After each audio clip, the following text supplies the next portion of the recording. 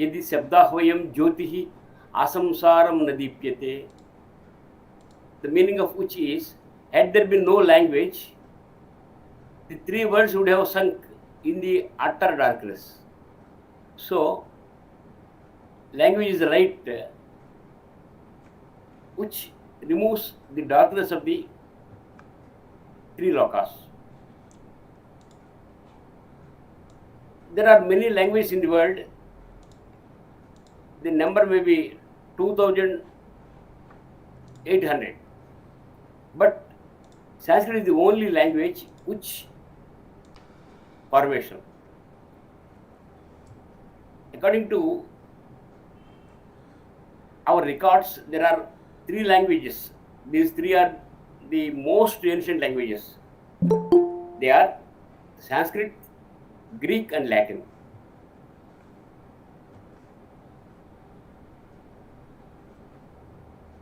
These three are the most ancient languages. Of course, there is one imaginary language, Proto-Indo-European, PIE, which is the mother of all these three.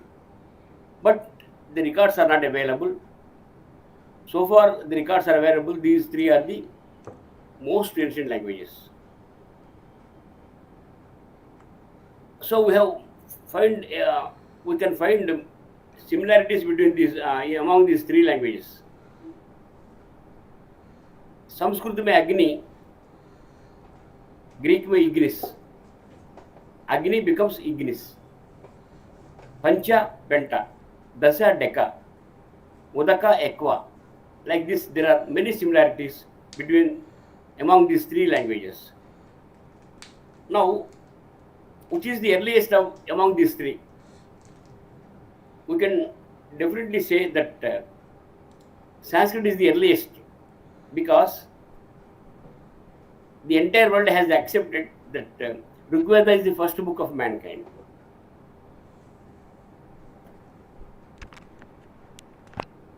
Since Rigveda was the first book of mankind, Sanskrit must be the most ancient language. It is the most ancient as well as the most modern. Now, ऊपर वाली से एक बार any doubt? No. If you want to know. So we will be having a cohesive question session after you give your lecture. So we'll be asking all the questions after the session. If there are any, I urge everyone to post the questions in the chat box right away so we can take it.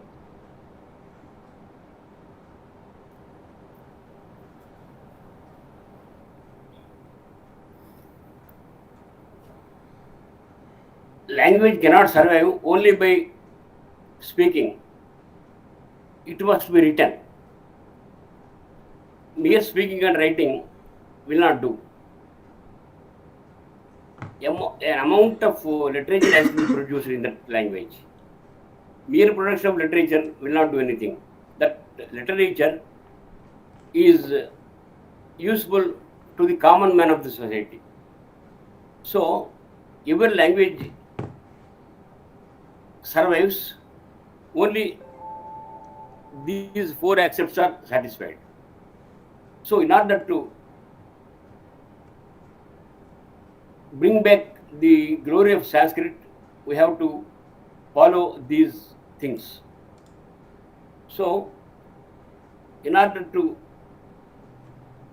Sanskrit was the lingua franca of India, there is no doubt about it. If we go through grammatical treatises, we come across many slokas. In this country, this word is used in this meaning. This word is used in this meaning, like that. So, it was the lingua franca of our mother India.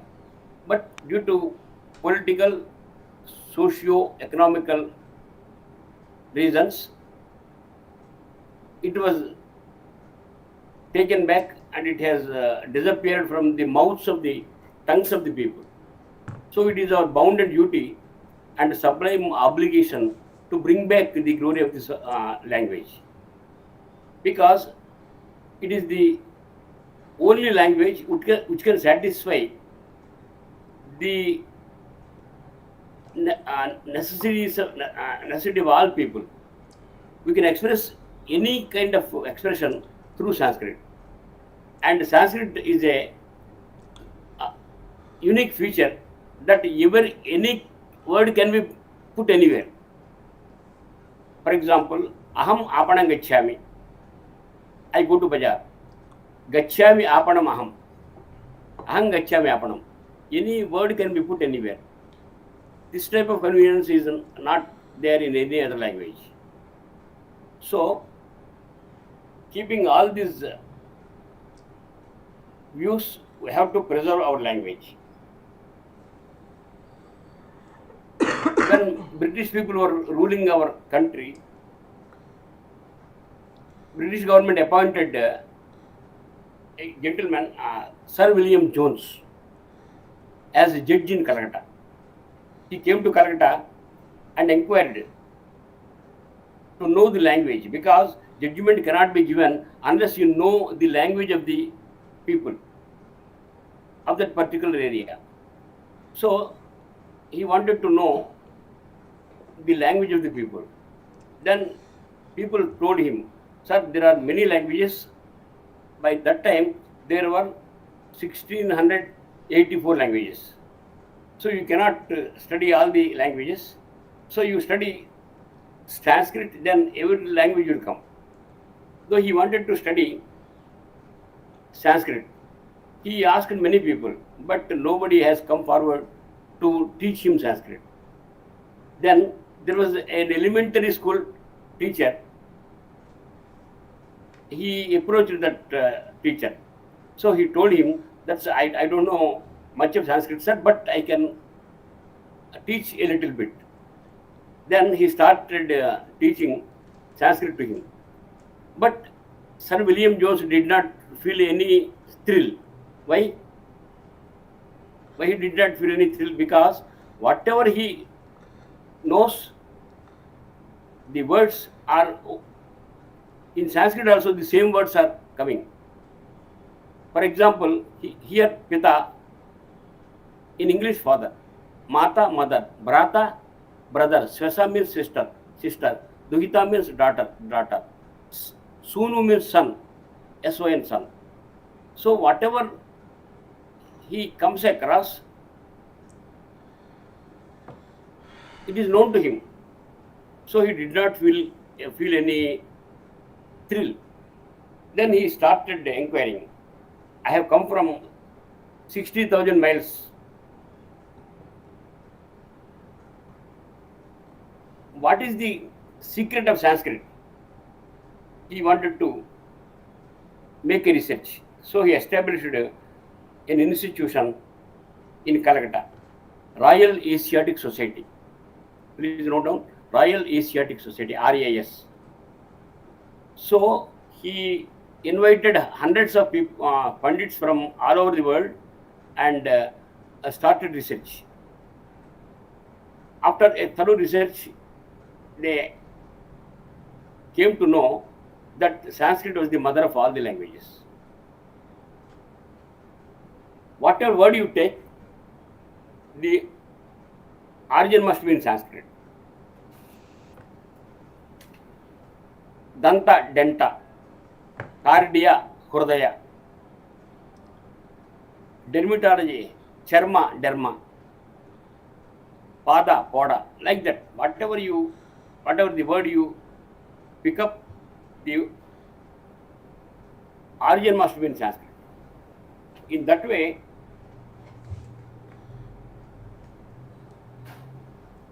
it is proved that Sanskrit is the mother of all the languages, most of the languages.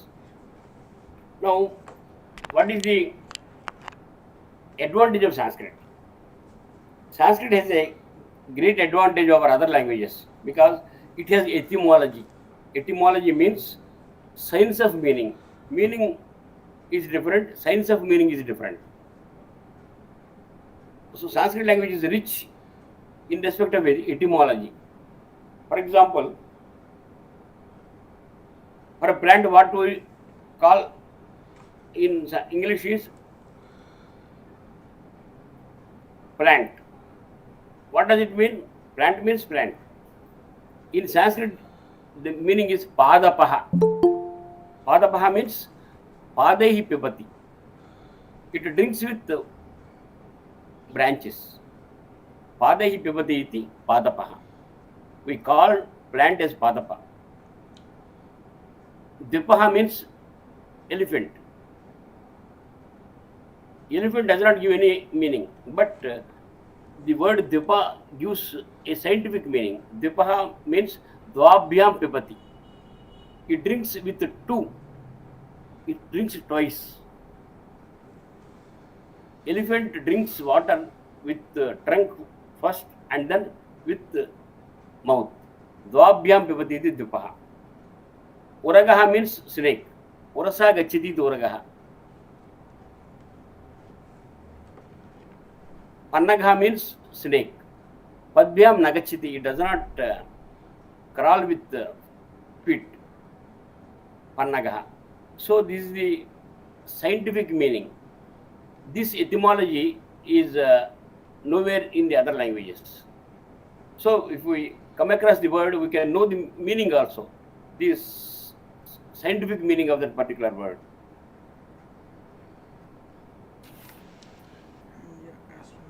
For example, Pita, Pati Kulam iti Pita. Pita means father. He is called father because he protects the whole family. Pati Kulam iti Pita. So this type of convenience is not there in any other language. And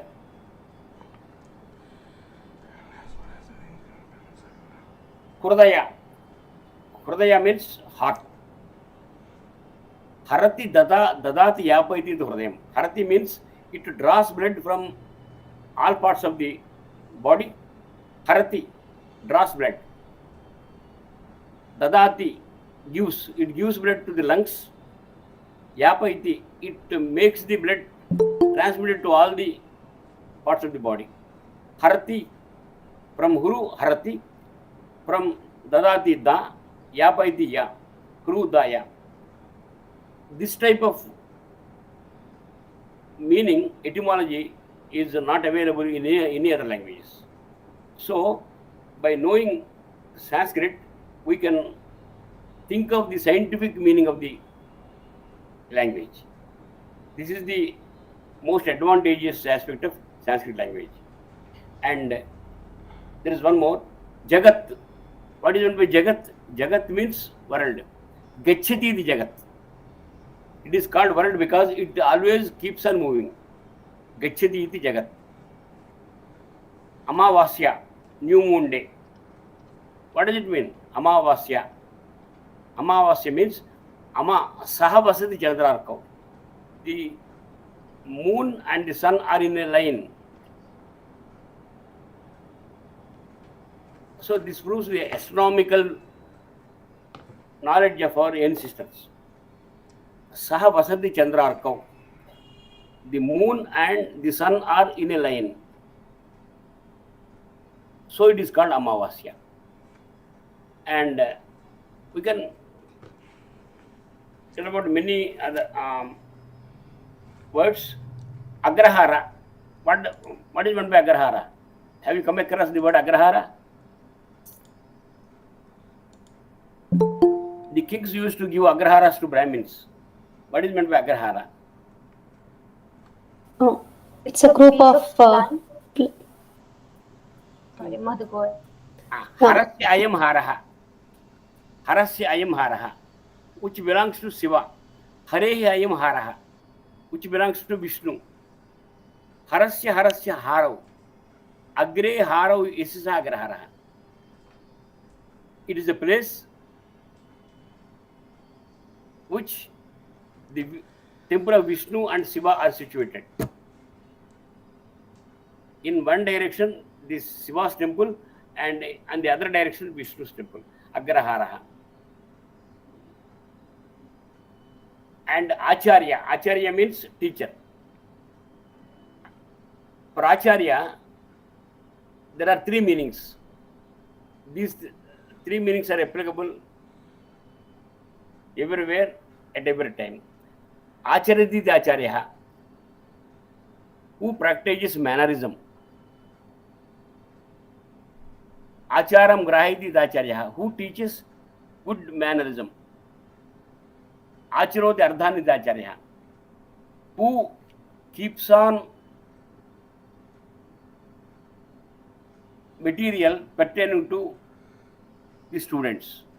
Acharati Acharya, Acharam Grahiti Acharya, Acharoti Ardhani Acharya. And Antevasi means student. Antevasi means student. Ante Vasati. He lives near to his teacher. All these words describe the Indian, culture and the scientific temperament. All these words of our ancestors. For example, whatever we used to say in allegorical sense. You might have come across the Prardhana Sloka of Surya. What is the Prardhana Sloka of Surya? Sun. Do you know? Svetapadmadharam Devam Tam Suryam Pranamamyaham. Have you come across this sloka? Svetapadmadharam Devam Saptasvaradam Arudham. Surya used to have 7 horses. 7 horses means 7 colors. Webziar. If we analyze the ray of a sun, we can find 8 colors. Prachandam Kasyapatmajam Svetapadmadharam. The underlying color is only white. The Newton's law is expressed through Sapta Sardhamarudam Prachandam Kasyapatmajam sloka. So the underlying color is only white. So whatever our ancestors say, they used to say in allegorical sense. Allegorical means in Alankarika. So the Newton's theory is is crept in the Saptasara Marudam Sloka. In that way, whatever we want to know, we have to analyze the meaning of the word. If we analyze the meaning of the word, we can know more scientific things about our culture. Next, Diva Karma. Diva Karma means barber. Diva, which means he does his work only at daytime, because the hair cutting in night is prohibited. The word Diva Karma clearly shows that removal of hair at night is not agreeable.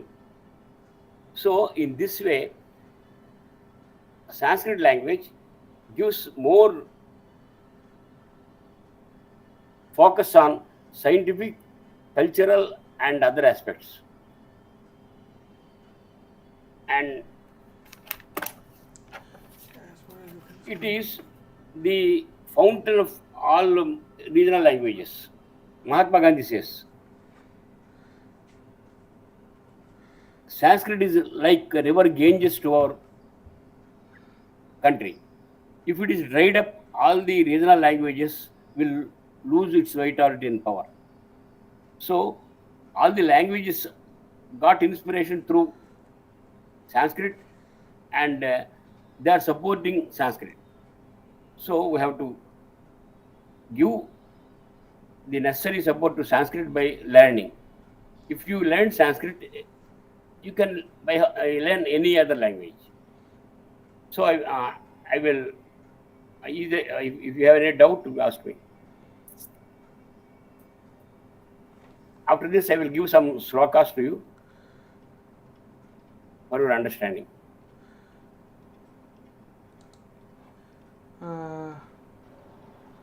anyone has any questions till now, please raise your hand so that we can ask you to come up and speak.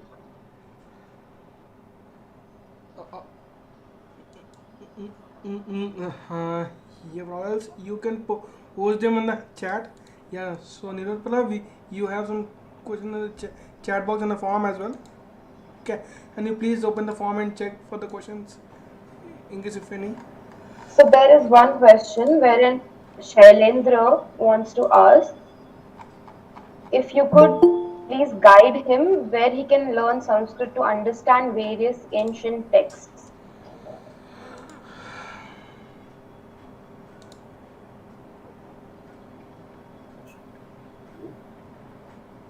Can you come up with the question again, please? Yes, Shailendra has asked if sir could guide him to as to where he can learn Sanskrit to understand various ancient texts. Maybe we can rephrase it as how do we start learning the basics? Yeah, so Nirupala, so these are the questions we have got till now. You can ask them.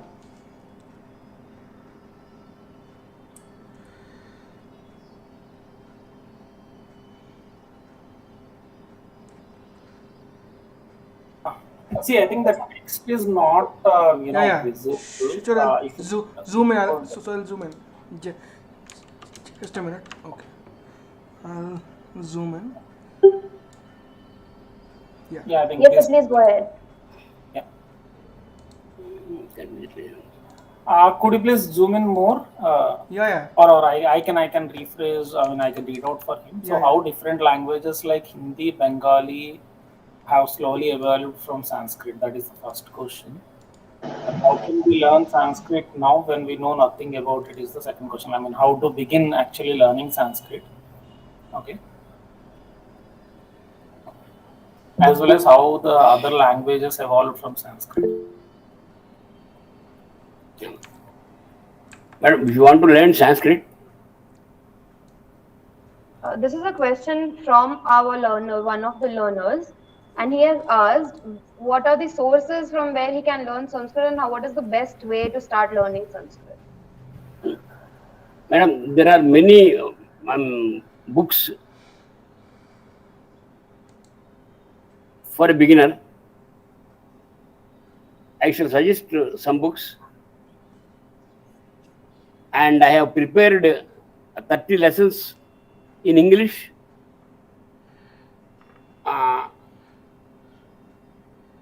If you want to know, I will send. You please, Yeah, prepare a sir. link and give it to me. I shall send. Yeah, sir. You can share the content with me, sir. Definitely. You please send me a link. I will send the Yeah. lesson. Sure. So we shall be forwarding those lessons once we get them. This is prepared according to the UGC rules.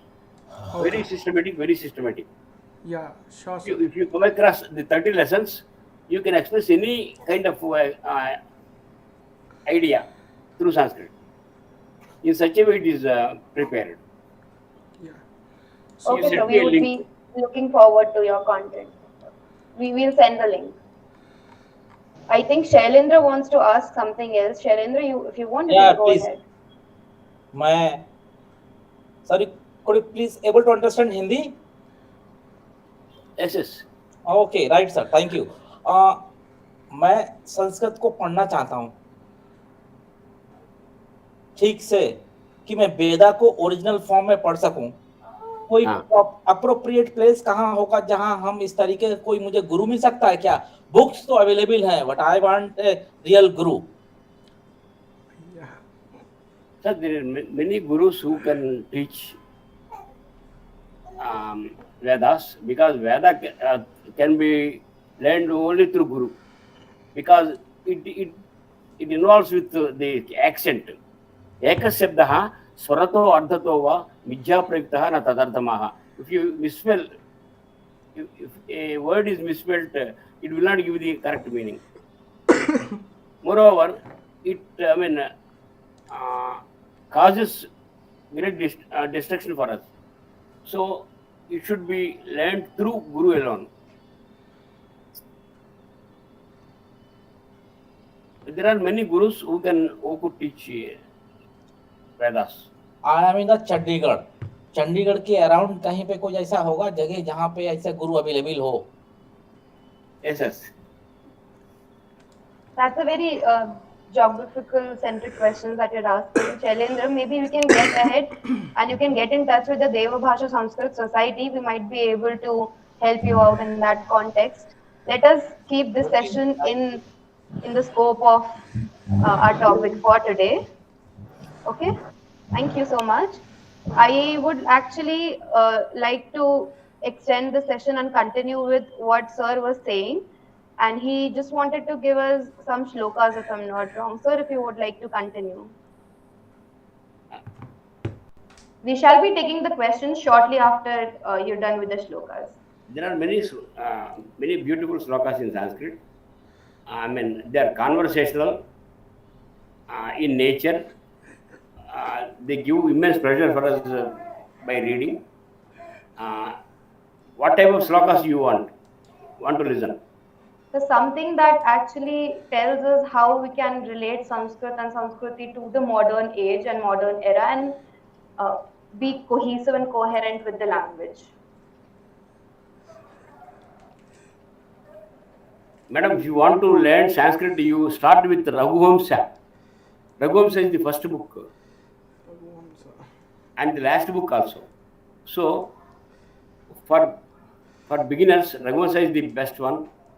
If you want to know, I mean, you know Telugu?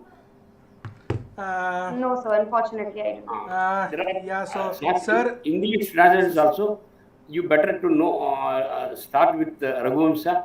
Raghuvansa is the best book for a beginner. Sir, so what about Telugu people? Telugu people English people? Like we have couple of Telugu people here, so okay. Can you please arrest Telugu ones as well? Telugu commentary is available. I don't have an English commentary. Okay. Telugu commentary is available. Raghuvansa is the best book, sir. Okay. Sure. To begin with.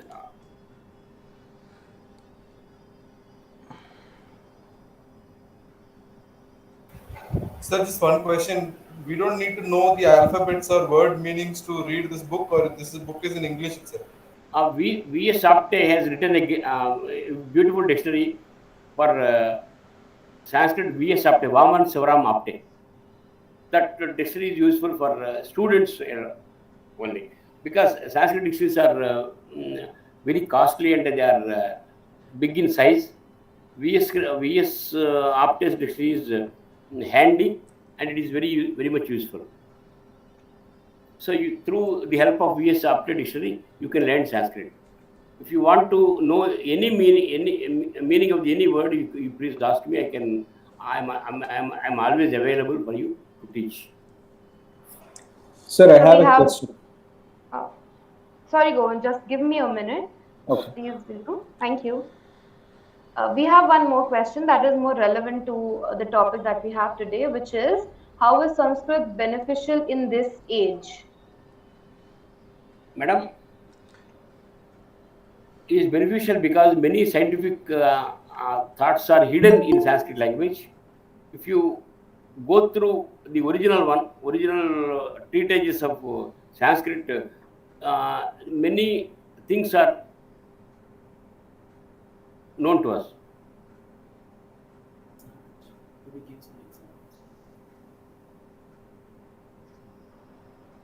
All right, Govind, what was your question? There are Vriksha Ayurveda in Sanskrit. The Ayurveda for Vrikshas. There are, astrology, astronomy, many things. For example, Chaitra Masa, Vaisakha, we know. Why it is called Chaitra Masa? Because the Chitta Nakshatra is associated with the Chandra in the full moon day. Vishakha Nakshatra is associated with Chandra in the moon in the full moon day.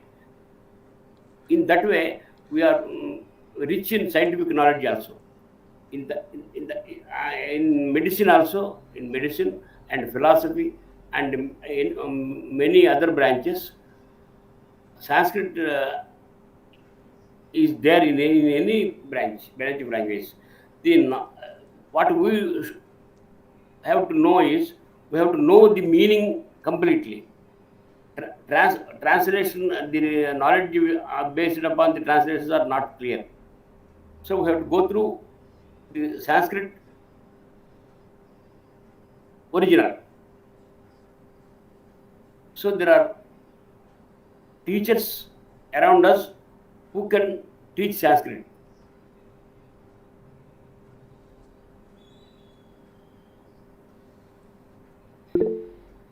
Sir, can I ask a question?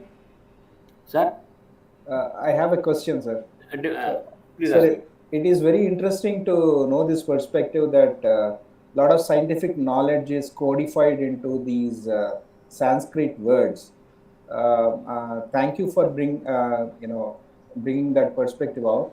So traditionally, the way we learned our languages in our schools, it took around, let's say, 11 years or 12 years. We started from Varnamala, and the way we progressed, and it took significant amount of time to learn the language other than our mother tongues, right?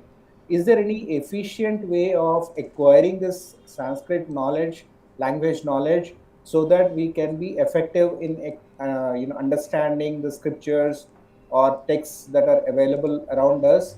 Is there any efficient way of doing it in a very short time, or should we go through the same process of starting from Varnamala and learning words and going through the same process? I'm afraid maybe it may take a little longer for us to acquire this language skill. So we need not start with Varnamala, because we have know something about Sanskrit language. So you can start directly the lessons directly. So we need not study Varnamala. And So what what we is- have to do is, we have to observe the word. For example, every word should be observed with etymology. Etymology, I told you. So etymological meaning is very important in this aspect, in Sanskrit language is concerned. So if we go through everything through etymology, everything will be known to us. We need not pay much attention on this. Okay, and what about It will be by understood hearting? in no time, and it is very easy to learn Sanskrit. So we are presented with this complex vibhakti tables and the verb forms, which we are supposed to, by heart. Is this the only way, or just want to know if there is any alternative of acquiring it quickly? Sir, as far as Vibhakti is concerned, we have to study Rama Sabda. If you study Rama Sabda, the other Sabdas will automatically come with slight differences. So I am here to teach in a very easy manner.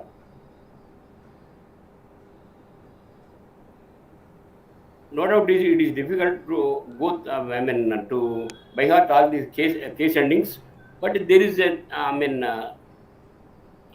is an easy method to come across all these things. So you start first. After listening to the 30 lessons, you will know everything, and you can speak to others. You can express any kind of idea which you want to focus. First, you have to do is, you put a step further. That's all. Yeah, thank you, sir. If you send your link, I will send lessons to you. These lessons are prepared according to the UGC scheme, and it covers all the aspects of Sanskrit language.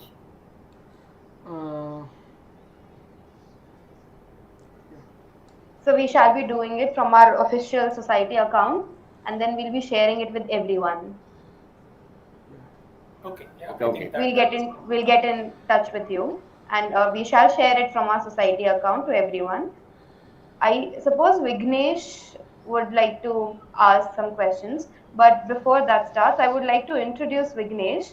He is the Adhyaksh or the president of our IIT MBS Sanskrit Society Deva-Bhasha, and I would like him to address the audience first and then begin with the questions. Yes, yes. So, right now.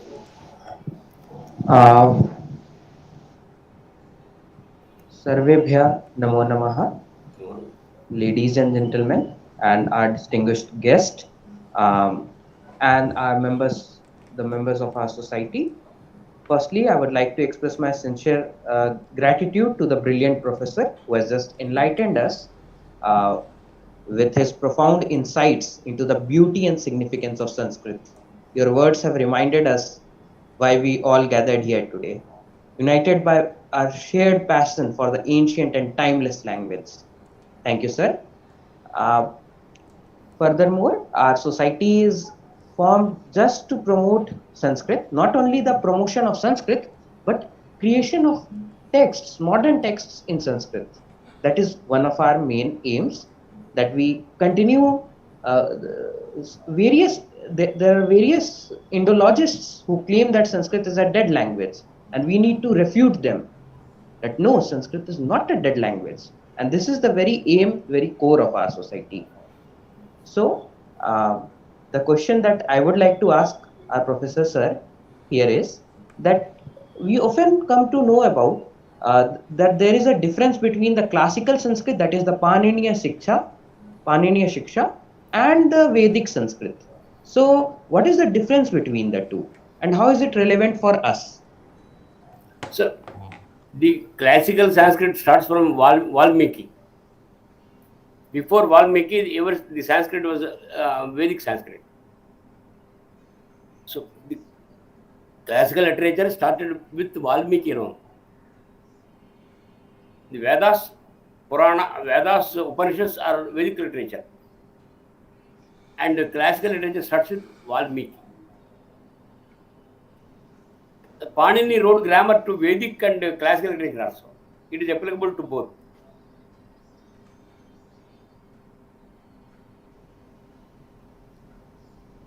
You need not study Panini grammar.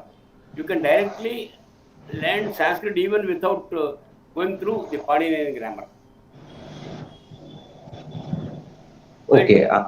Sanskrit grammar will also be, it can easily be understood if you go through Sanskrit. Yes, I would request the host to further take the questions from the chat box. So there is one more question related to the classical and Vedic literature. When we say, what are the significant differences that we might see or come across when we are studying those two? As in the style of writing or while reading or composition.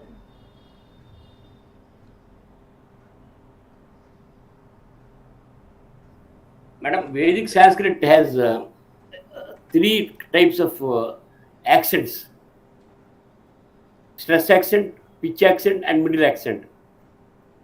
Anuswara, Sarita.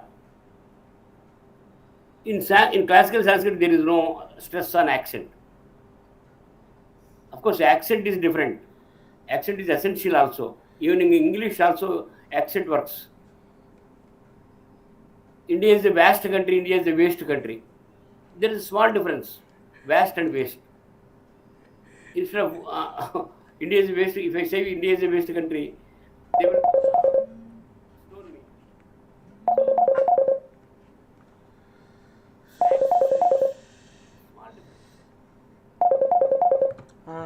In that way, there is it is the reason why Veda says, Ekasabdaha Swarataha Ardhatova. One should not misspell even the Swara also, because it gives another meaning, vast and waste. So in that way, accent is important, but classical Sanskrit, it has no significance. Accent is not very significant. In Vedic and Upanishadic languages, accent is significant. Without accent, we cannot learn. That is the reason why under Guru alone, those things are to be studied. Is my voice clear? Yes, sir, it's loud and clear. So there's one more question.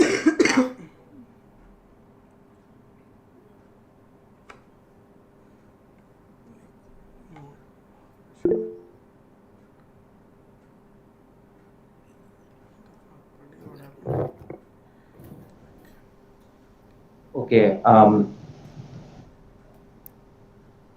Respected host, I think your voice was not audible. I'm so sorry, I lost the electricity. There was no current for a moment, but I'm back. I hope I'm clear and visible to everyone. Yes. Please continue with the I question. mean, I'll read out the question for him because I think the text is too small. If that is okay with you. Okay. Smart to be studied. Yeah. If you are okay, I'll read out the text for him. Please do so. I shall post the question if you want. Yeah, you can. Yeah, sure. I shall be posting. I have posted it in the chat box. Please read it out.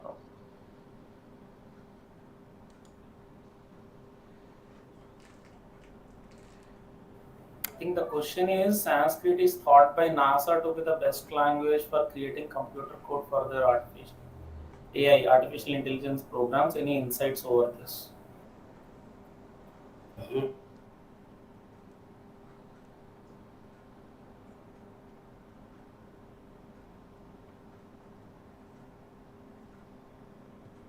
With that. Sir, yes, sir. Your mic is off. Because I told you in the very beginning, in Sanskrit, every word can be put anywhere. Any word can be put anywhere. So it does not undergo any change. That type of arrangement is there in Sanskrit. So it is useful for to translate any language and achieve anything.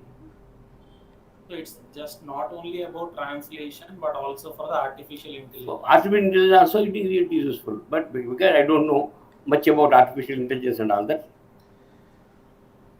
I am not supposed to talk about that. Because if NASA says like that, I may agree with them. The language is such a deep language.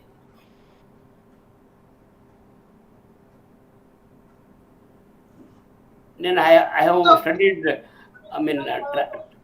language translation in IIT, IIIT, Gachibowli. So languages are being translated through the Paninian framework. So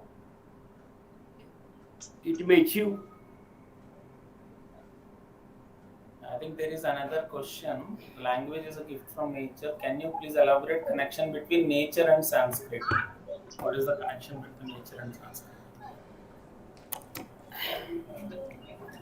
But Sanskrit language is naturally, madam, it is naturally developed because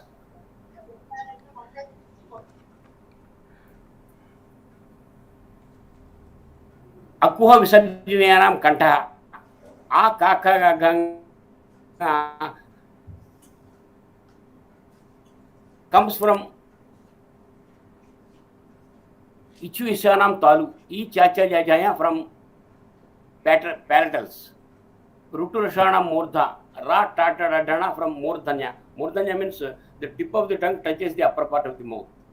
Lutulasanam dantaha la tata dana are from dantas. U papa baba are from lips. They are called labials. In this way, the language comes through in a natural process. It is developed in a natural process, not unlike other languages.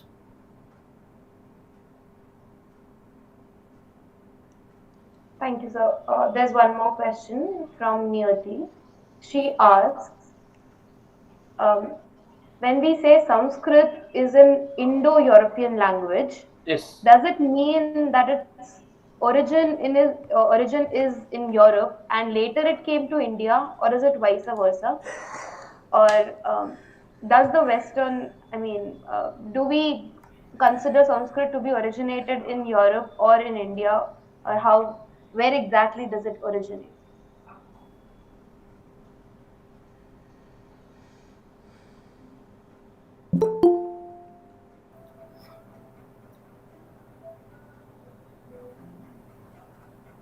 Origin, I don't know, madam.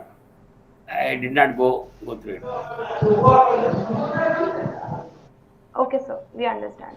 There's one last question that I would like to take up, which is in the very beginning, you mentioned that to know ourselves better, we need to understand Sanskrit if we want to understand ourselves better. So, would you like to elaborate a little bit on that one?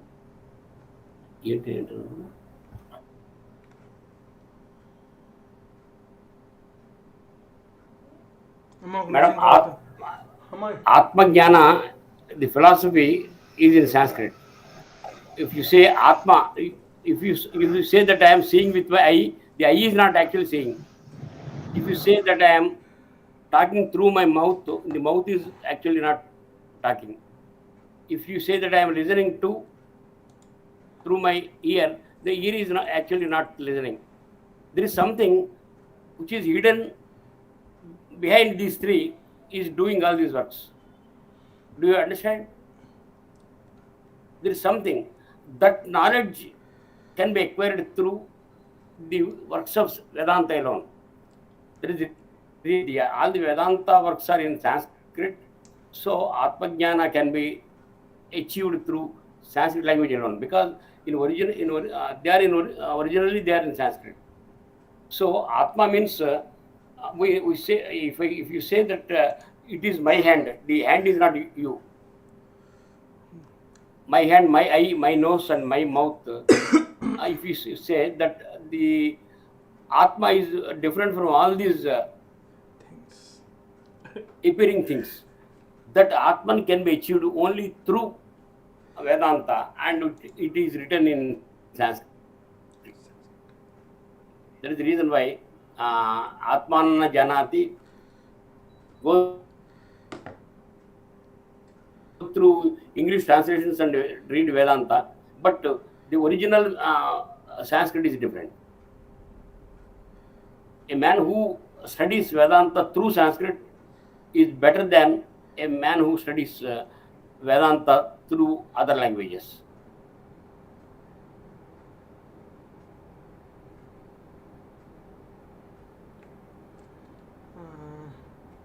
Actually, if you want to learn Sanskrit within 1 month, I am ready to teach in English also. And English, if you want in English, I can send English lessons. What you have to do, you have to send me a link. Yeah, definitely, sir. Sure.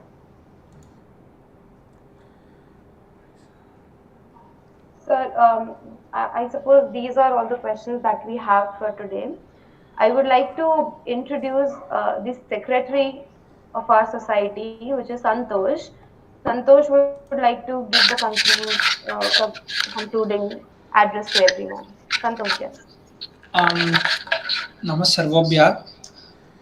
Good evening, everyone, guys. It gives me great pleasure to welcome you all to this workshop. As a secretary of this society, it is my honor to address all of you on this occasion. First and foremost, I would like to express my gratitude to all the participants for taking out time from their busy schedules to be a part of this workshop. I hope that the discussions and interactions during this workshop were informative and fruitful for all of you. So, as we all know, workshops are an excellent platform for knowledge sharing and learning. This workshop is no an exception. We had an expert, Sri Rav, from the field, who shared his experience and insights with us. Thank you so much, sir. I also urge all of you to actively participate in the upcoming sessions and share your thoughts and ideas. Finally, I would like to thank all the organizers, the technical team, especially Sneha ma'am, Madhuri, Ojashvi, Prathamesh, and esteemed Gurubai who have worked hard to make this workshop a reality. Without their efforts, we would not have been able to host this event. So, once again, thank you all for joining us today, and I hope you have a productive and enjoyable workshop. I redirect to Mr. Vignesh, the president of the society. Vignesh, please take over. Yes, I would request the host of this event to take over. And uh, first of all, I would like to congratulate the organizers of the event, and from here, the host of the event can take over. Thank you, Santosh. Thank you, Vignesh. So this was a really enlightening session, and a big dhanyavad to you. This has been a great introduction to how Sanskrit has a very deep potential in modern age. And I suppose after this session, we have understood ourselves and our culture a little better, and we hope that continues in the near future as well. We are done with all the questions in the session, and this concludes the session for today. And we're really thankful for your direction on the subject. So, dhanyavad lots for taking us one step closer to it. I would like to thank you on behalf of everyone. And as I would like to just mention it in Sanskrit, asman pathanartham sarveshan krite aham bhavantam dhanyavadam dadami. Yeah. So officially and formally we wrap the session. Thank you all and everyone to be great participants and a wonderful audience. We would hope you join the society if you have not yet through the links, and yes, we'll be in touch for more such workshops. We would be circulating a feedback form, and I would urge you all to complete the feedback also. Thank you so much. Guys, you can find that in the I chat think box. I will send some beautiful shlokas to you. Yeah, sure. Very well. So we would be really looking forward to it. Right. Thank you. Thank you so much, sir. Thank you. Thank you, everyone. Thank you for We will joining be us. now. Thank Yeah. you, everyone. We'll be wrapping up. Thank you. Thank you so much. Has the streaming stopped?